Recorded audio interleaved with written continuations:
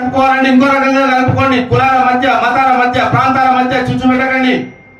మేము పల్లెటూరులో కానీ సిటీలలో కానీ అన్ని సామాజిక వర్గాల వాళ్ళము, మేము అన్నదమ్ముల వాళ్ళే కలిసి ఉన్నాం. మమ్మల్ని ఇట్లనే బతకనియండి. మీరన్నట్టు పేదల ఓసీలు ఏదైతే ఓసీలు ఉన్నారో 100% ఎవడు ఉన్నోడు లేడు. ఉన్నది కేవలం ఒక 10%, 5% ఉండొచ్చు. మిగతా వాళ్ళు మీరే చూడండి.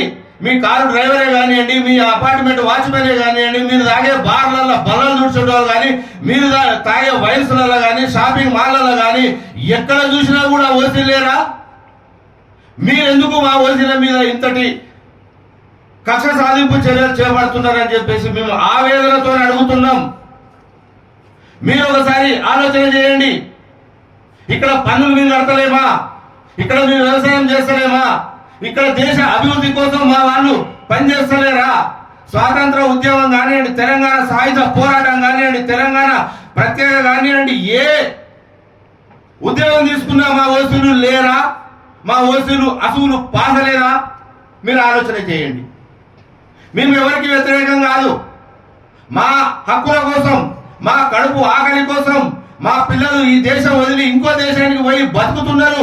వాళ్ళ గురించి ఆలోచన చెయ్యి అని చెప్పేసి ఇటు రాష్ట్ర ప్రభుత్వాన్ని, ఇటు కేంద్ర ప్రభుత్వాన్ని జంతర్ మంతర్ దగ్గర ఫిబ్రవరి 23వ తారీఖు నాడు ధర్నా కార్యక్రమంలో మేము ప్రశ్నించదలుచుకున్నాం.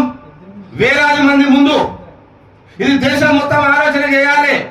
దేశంలో ఉన్న ప్రభుత్వాలు, దేశంలో ఉన్న రాజకీయ నాయకులు, దేశంలో ఉన్న ప్రజా ప్రతినిధులు కూడా ఆలోచన చేయాలి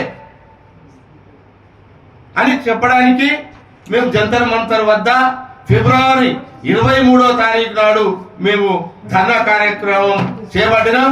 దానికి మిత్రులందరికీ, పత్రికా మిత్రులందరికీ మేము ప్రత్యేకంగా మనవి చేసేది ఏంటంటే, ఈ ఓసీ చేసి ఎవరికి వ్యతిరేకం కాదు. ఈ ఓసీ చేసి మాకు న్యాయం చేయమని అడుగుతున్నాం.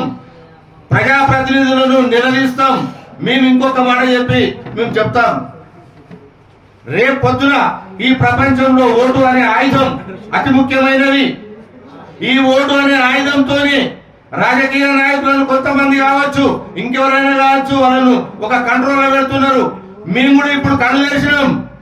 మాకు కూడా ఓటేందో మేము చూస్తాం.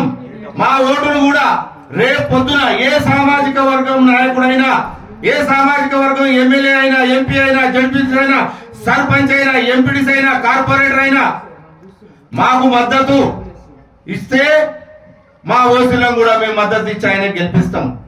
రేపొద్దున మా సామాజిక వర్గం వాడైనా కూడా మాకు మద్దతు ఇవ్వకపోతే మేము ఓటేయం. మా సామాజిక వర్గం వాడైనా మాకు మద్దతు ఇవ్వకపోతే మేము ఓటేయం. ఈ ప్రెస్ క్లబ్ నుంచి మేము క్లియర్ గా చెప్తా ఉన్నాం. ఓసీ చేసి తరపు నుంచి మాకు ఎవరైతే మద్దతు ఇస్తారో మేము గుండెల్లో పెట్టుకొని గెలిపిస్తాం. మాకు ఎవరైతే మద్దతు ఇయ్యారో వాళ్ళకు మేము దూరం ఉంటామని చెప్పేసి మేము మీ అందరికి తెలియజేస్తా ఉన్నాం.